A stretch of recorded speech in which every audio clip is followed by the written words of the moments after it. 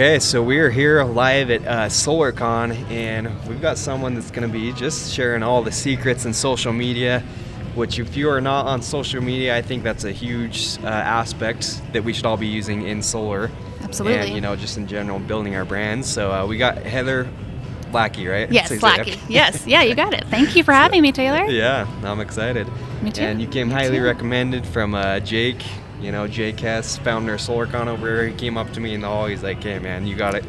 We got one of the experts in social media. You got to do the podcast." So thank you. All right, say less. Let's make it happen. Hey, I'm so excited to be here, and that means a lot coming from Jake. So yeah, I'm ready. Let's give some secrets out because you're right. That's where everybody is these days. And I know it might feel a little cliche to say that, but it's a good reminder because some people feel, I have a website or I have other things that don't really need to be on social media, or maybe they don't personally like it or want to be on it, but that's where your audience is. So I'm ready to share some secrets and help some brands. Okay. Let's do it. Yeah, so I want to hear a little bit about your background, Heather. How did you get into social media? Was this something you've been doing all growing up, or what's your background and being involved in social media and everything? Sure. So I'll tell you, the origin of my story actually goes back a little further than I think I personally ever realized. But my background and degree and everything is actually in education. So I was a teacher for 6 years. Oh, wow. But I loved social media back then personally, and actually had a teaching Instagram. And I think that might have been where that spark happened for me, but I didn't realize it when I was teaching. I was very deep into that career. Yeah. But I left it, and then I actually switched to aesthetics for a while. And my success story from social media, or seeing the value that it brought to a business, was when I was doing that. So I had what I used to call a unicorn moment. I used to do lashes and brows, all the girly stuff in social and aesthetics. And I had a video go viral. It got 20 million views in under a week. And I was shocked. I was like, wow, this is never going to happen again. This is so neat. It led me to over 120,000 followers on TikTok. I have almost 20K on Instagram now. And then Facebook combined led me to about 340,000 audience members. And I was blown away. And I was like, wow, I can grow a massive business and reach millions of people on social media. And I didn't pay a dime. It was free. It was TikTok. I just filmed it, posted it. Yeah. And that's where I started falling in love with content creation more, because I was trying to challenge myself. I've never topped that video, but I have had a few that have gotten 1 million, 4 million, stuff like that. Yeah. But that's kind of where that sparked for me. So I don't have a degree in media or marketing, but part of it was self-taught. I just wanted to learn because back then I couldn't afford a really good media team or marketing materials. Yeah. And so I was doing it all on my own. And I was like, this is my avenue to success. Yeah, that's awesome. Yeah, and I tell guys in my podcast all the time, social media, it's really our digital business cards. Yeah. And believe it or not, I've had customers even go look me up on social media. And yes. So I think it's super important to think about it. And even if you don't want to be huge or whatever, just at least have it be something that you're cleaning up and not being an idiot on social media. Right, yeah. Definitely something to consider if you're using it for work. Absolutely. Yeah. But you're right. A lot of people these days, before they exchange phone numbers, they will say hey, what's your Instagram? What's your TikTok? What's your Snapchat? And it is a digital business card, which is nice. Definitely. Do you still use it? Do you still have that whole brand of the esthetician stuff and everything? So I actually transformed it into the page I'm still using now. I just changed it to my own name, and I started posting content hey, I've made a career change. I'm actually more on the media side now. I've learned a lot about content strategy. And I don't have a degree in it, but I went and got double certified in content strategy because I wanted to learn how to grow my business. Okay. And so I started doing that. So I started making videos along those lines, which was perfect for my audience because my audience was a lot of other female business owners, other estheticians, and a lot of cosmetologists. And it's still a very heavy beauty industry, but they are finding value in it because I was showing them what I was learning and how to be more successful and reach their audience. And that's what I really honed in on at that time was, if you post, it goes very global unless you have a little strategy behind it. And so I started learning how to post, when to post, what to post to reach my audience. Okay. And that's where I started realizing that when I talked to other business owners, that was their pain point. We don't know how to reach our audience, and obviously we're very busy. We don't have time to post and create content. They're doing a million other things. Right. So I really got on that avenue and never looked back. Yeah, love it. Yeah, and we're excited now because she's super involved with SolarCon. I know you were kind of the social media person helping with SolarCon and helping, other solar companies and all that. So yeah, how did you go from being this whole beauty thing and getting plugged into solar. How did that whole transition happen? Yeah. So shortly after I had that viral video, I started really taking a look at, I'm like, wow, I'm actually falling more in love with content strategy and content creation than my actual job of being an esthetician. Yeah. So I started talking to a couple of other estheticians in the industry at the time, and they were like, I have the same issue. Like, I want to post, I want to build more of a, not an audience, but more clientele. Yeah.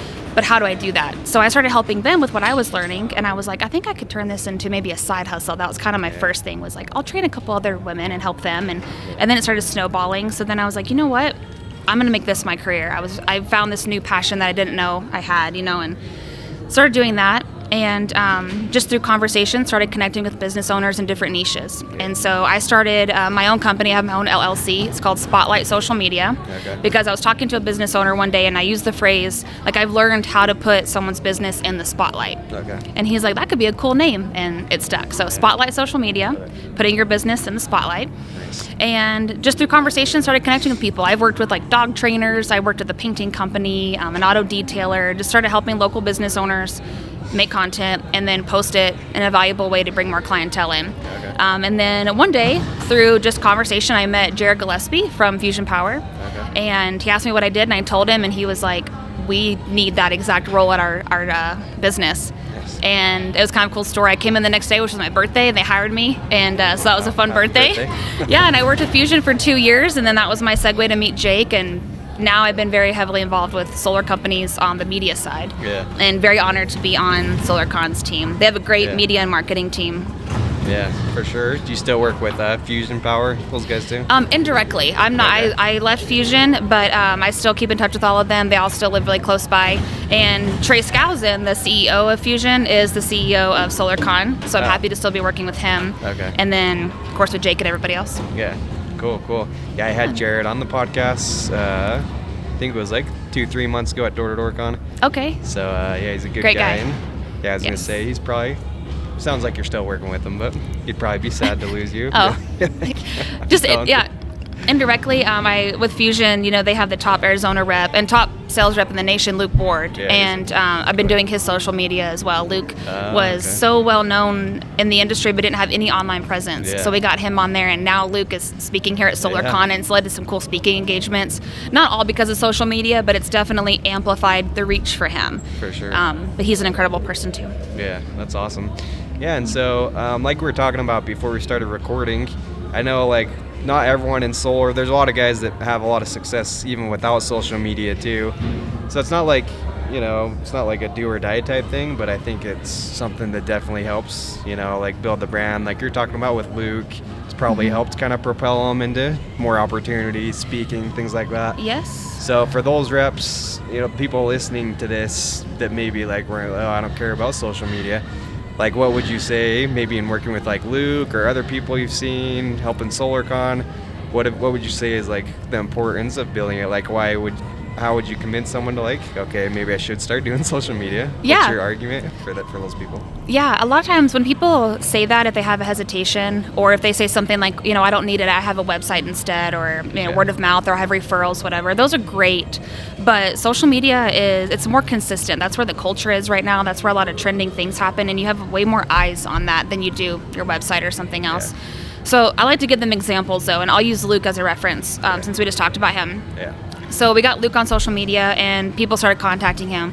Hey man, I love your story. Can you come on my podcast? Do you want to come speak at our conference or our summit that's local in your area? Yeah. Luke actually got some recruits from it. He got a recruit not too long ago, and that guy sold 3 deals in a week. Nice. And so you just never know who's going to see your content. Yeah. And it just kind of reminds me of that. You miss all the shots you don't take. Exactly. Like, this is that situation. You might not be successful overnight, and that's okay. It does take a little dedication and consistency. Yeah. But that's where the audience is. Gary Vee will be here at SolarCon tomorrow, and that's one of his most popular quotes and things that he talks about is, that's where your audience is. So even if you don't like it or you don't want to show face, you can still be on social media in other ways. Yeah.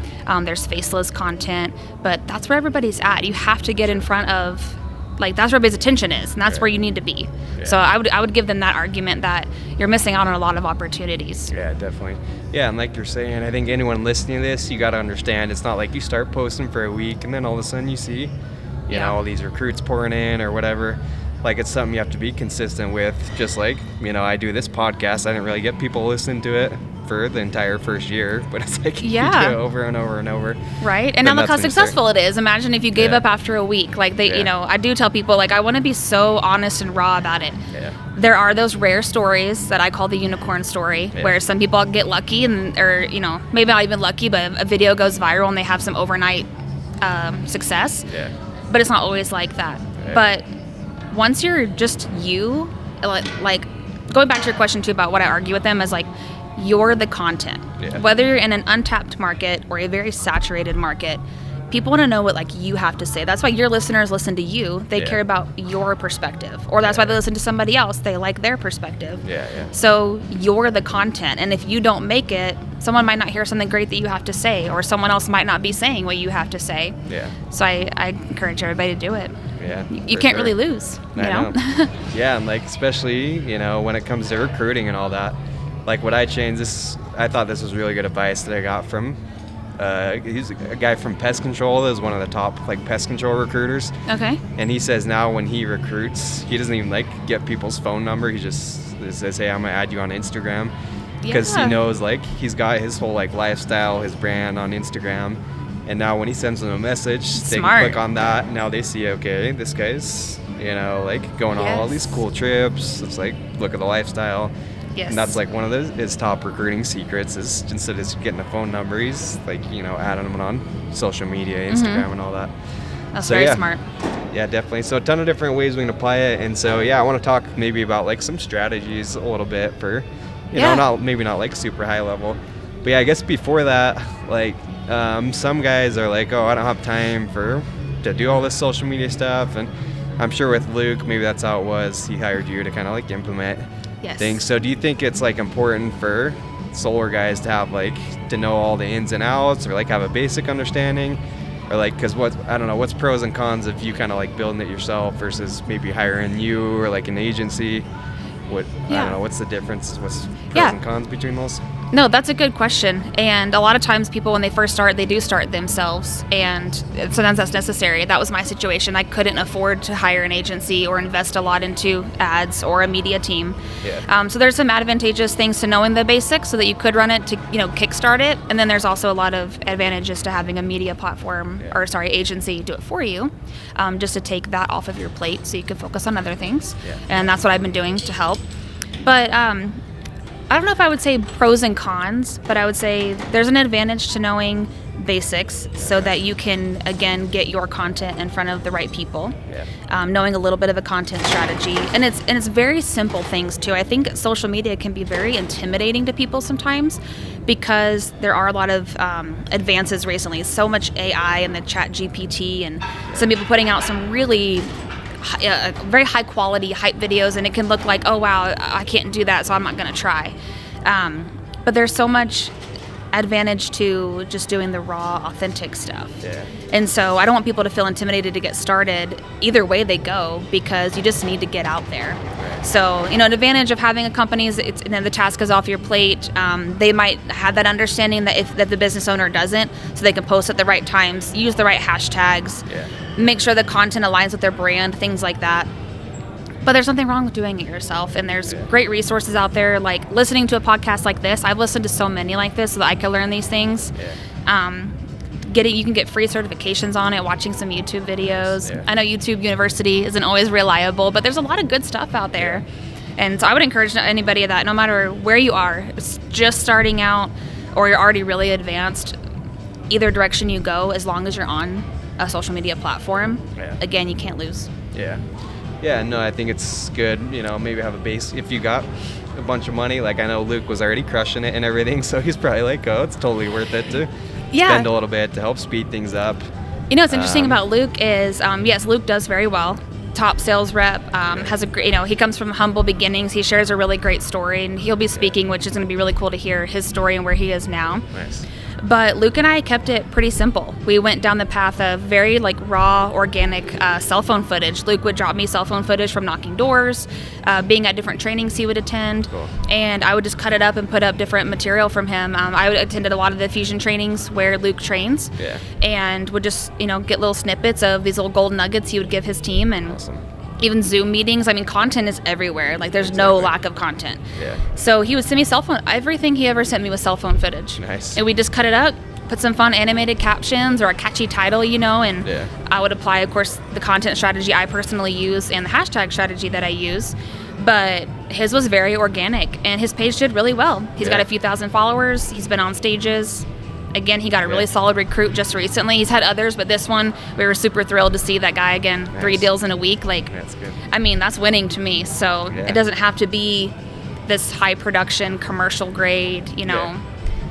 setup. It can be a cell phone Yeah. and be very successful. Yeah, and you don't have to have like millions of followers either. Like I've seen guys that have, like less than 1,000 followers, like do really well recruiting off social media. Yes. Just having like some basic stuff.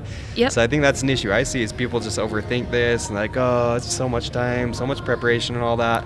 Yeah. But like the shift They that do. happened for me is, especially if for guys that are like managing teams, doing trainings already, I didn't even think about this, but it's like all the trainings you're already doing for your team, you could easily just put up your phone, Yes. buy like a $20 tripod off Amazon. Yes. You Yeah. can get little clip-on mics for like $50, Yeah. and you've got like all this content. So that's something that I started doing recently. I'm like, why wasn't I doing that for all these years I've been managing teams? Yeah. Why wasn't I like recording every training? And that easily can be used for like social media. You just hit 2 really hot topics. So yes, the number of followers is very irrelevant. Jake actually just shared that on stage earlier himself today. It is irrelevant because if you have 100 loyal followers, that can make your business way more successful than someone who has 15,000 AI bots. Like that brings no value. So number of followers is irrelevant. Yeah. Oftentimes people with low following, they still have pretty good reach. They look at their analytics. You just never know, how your content's going to do.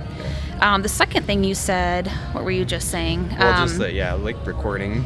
Yeah, stuff thank you. you're already doing. Yeah, I tell people a lot of times with social media, what you want to do essentially is document, not create. Yeah. There's so much pressure around creating content that it has to be perfect and the lights and everything.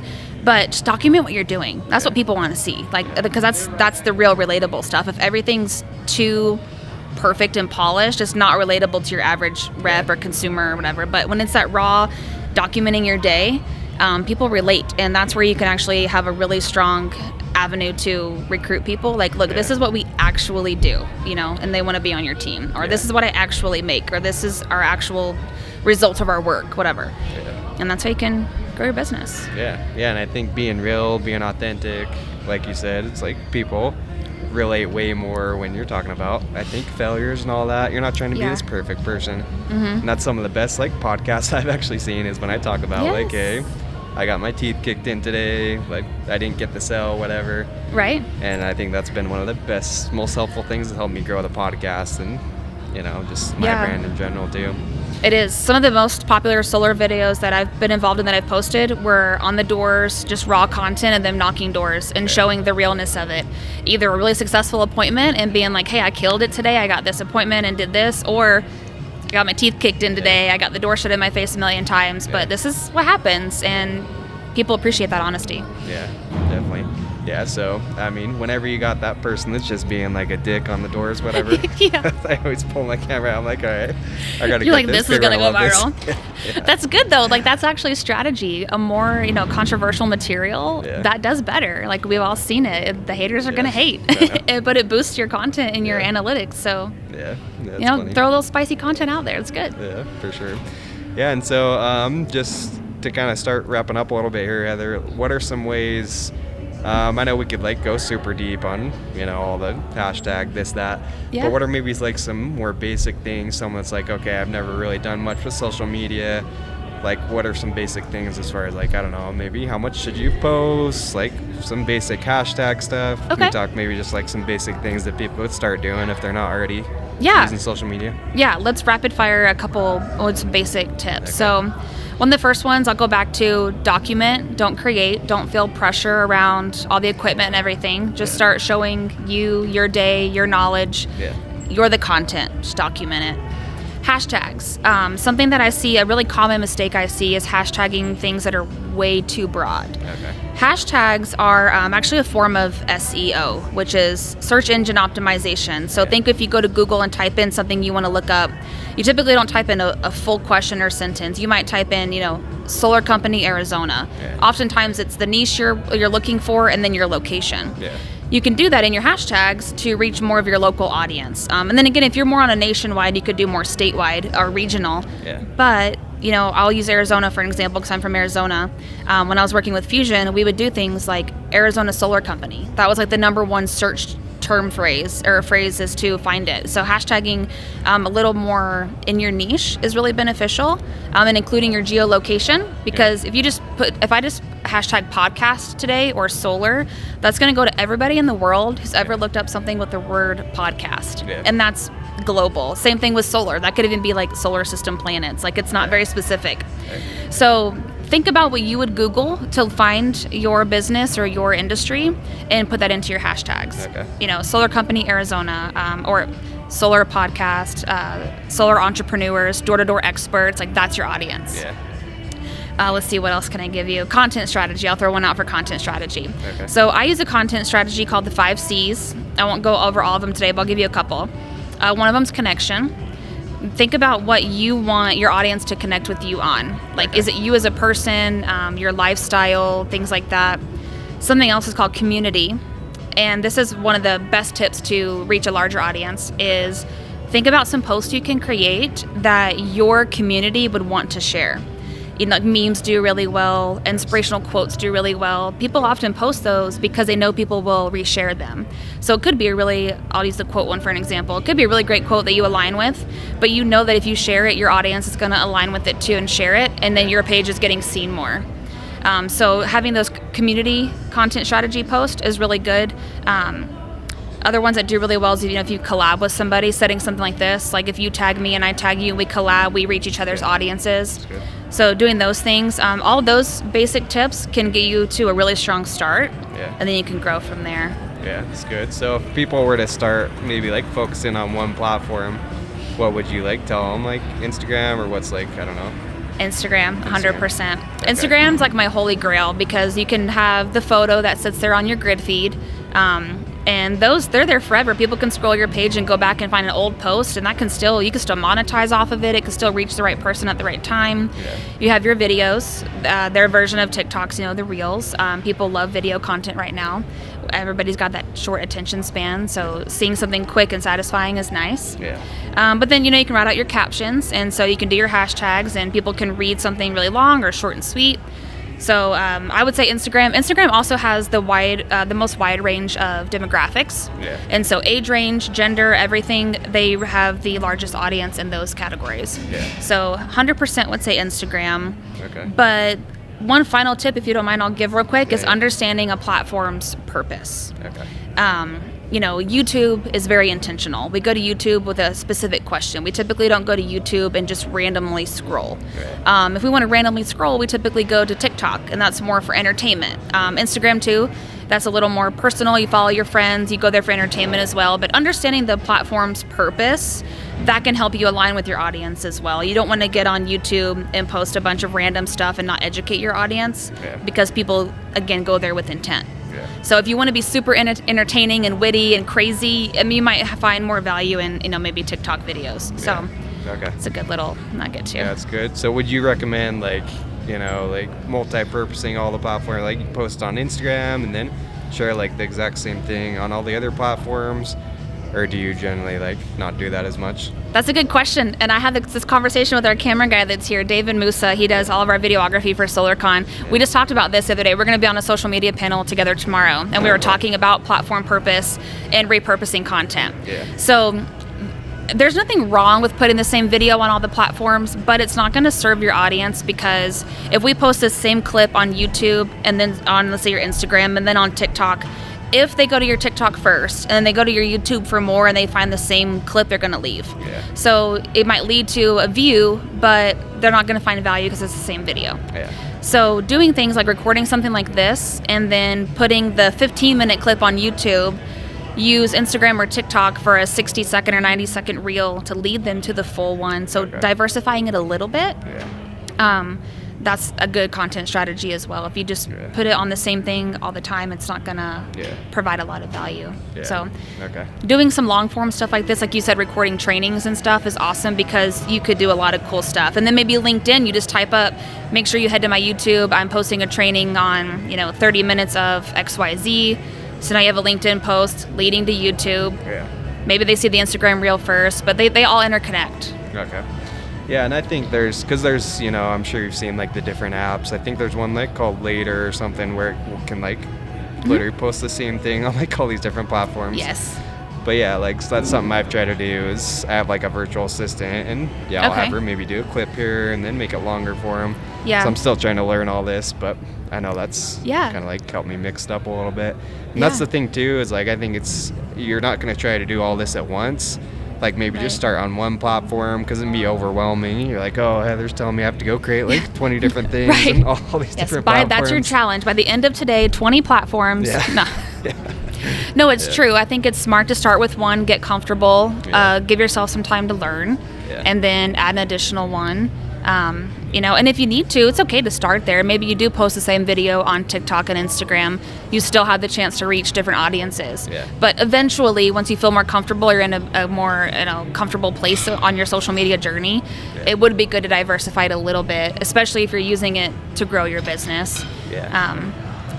For sure. And what about last couple questions here, Heather? Like I know there's now obviously we got all this AI stuff, the GPT. I know, say that 5 times fast, right? Yes. And there's even, I'm sure you've seen this, like you can literally use AI to make videos of you. There's like, that's a little scary. Page in, where it will just make videos for you using your like face and voice and all this stuff.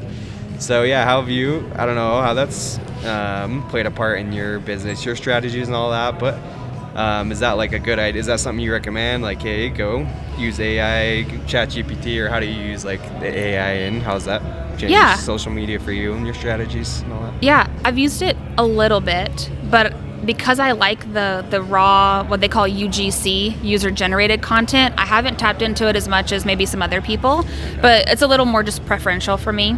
But one that I do like, and that could be helpful for people who are a little intimidated to be on social media, or maybe you just don't want to show your face, fear of speaking, whatever the hesitation might be. For an example, there's an AI app called InVideo, and it's faceless content. You tell it, create a 30-second clip about, installing solar panels. And it generates a clip for you. You can even tell it to be witty, make it comical. You could tell it to be very professional and polished. And it's faceless content. So it makes it for you. You can make sure you like it, and then you could post it. And then once you're comfortable with it, you could do it within minutes. So there's a lot of advantages to that on time saving. Going back to someone who's maybe doing it themselves, tapping into a couple apps like that could be helpful. You can also ask ChatGPT to. I've done this a little bit, and I've used it a couple times, but not always. I think it's still developing, and so sometimes it's not always 100% reliable. But I have asked it a couple of times, like, show me the top 10 hashtags for this niche or this topic, and it will generate them for you. So if you feel like you're starting fresh or your idea is a little half-baked, AI could really help you in that way. Definitely time-saving. For sure. But that's just one recommendation I have. So I'm curious to see where it goes. But I've seen some AI fails, which is kind of funny. But so it's still developing. Yeah. And at least for me personally, I'm using it more on like kind of creating ideas and all that. Because, like you said, you can tell it, hey, give me, in the solar space, give me ideas, 10 different content ideas or whatever. So I think maybe for people starting out, it's good to just kind of like brainstorm with or whatever. Kind of go back and forth. Hey, what are some ideas? Do you use ChatGPT for like topic ideas too? Like what's trending or I've seen it used for that too. I think that's really cool. Yeah, so always evolving. Can't use it for everything, but I think it's good, maybe especially for maybe people starting out, just to go back and forth, getting ideas or. I think so too. Yeah, I never would want to become too reliant on it because. If it wasn't working one day or you had to generate it yourself, you want to have that skill set too, at least a little bit. But AI is very cool. It's cool stuff. Definitely. A little scary sometimes, but it's cool. Well, cool. Well, and so if people want to maybe like start working with you or I don't know, connect with you more, Heather, what's the best way to get in touch with you? My digital business I'm card. guessing you're on social media, I'm guessing. I just one platform. Yeah. No. Okay. Yes. So I always tell people to find me on social media. Okay. That's part of my like success story too. Is I don't give out business cards. I never have, Okay. and I've never had a website. I have done all of my business through my social media platforms. Cool. So my handle on all social media platforms is my first and last name, Heather Lackey Official. And yeah, you can find me on there, message me, start the conversation.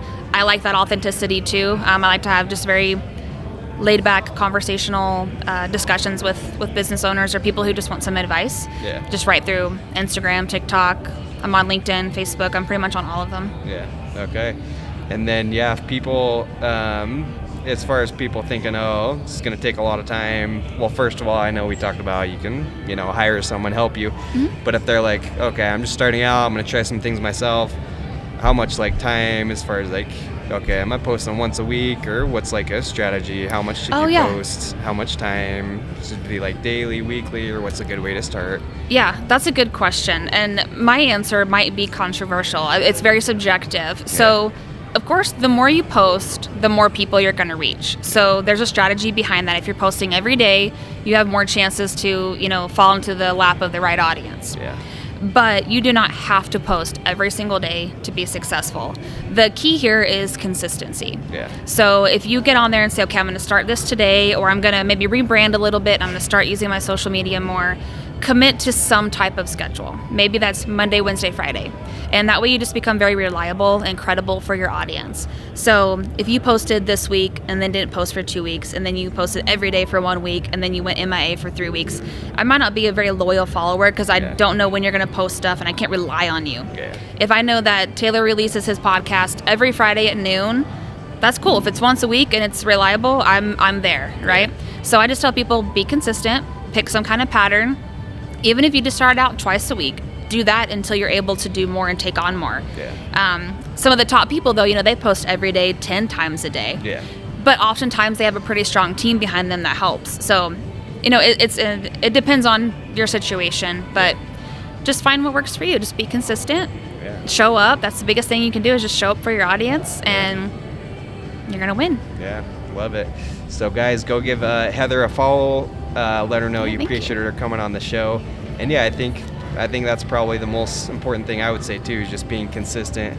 That's like the one thing more than anything else that's helped me grow a podcast is, just like showing up, just doing it. Mm-hmm. And I mean, I can speak from experience, like it's probably gonna be terrible at first. Like I always, I go listen to some of my first podcasts and it's like throw it in the trash. And that might be how it is on social media too, but it's like you got to think about, like in the beginning, if you're starting from scratch, probably no one's even watching anyways. So it's like, just it's go true do though. it. It's a humbling moment whenever after you've been in it for a while and you go back to the beginning, you're like, wow, I've really shown some growth. I did that when I was in aesthetics. Some of my first few videos, I was like, that was horrible. Yeah. Or I sounded horrible, but you grow. So just got to give yourself some time. Yeah, love it. Cool. Well, thanks again, Heather. So, go tell her thank you, and we look forward to, seeing you more involved in the solar industry at SolarCon at the events, and thanks for everything you're doing in the industry. No, thank you, Taylor. I appreciate it, and thank you to everybody who tuned in. All right. Okay, we'll talk soon. Thanks.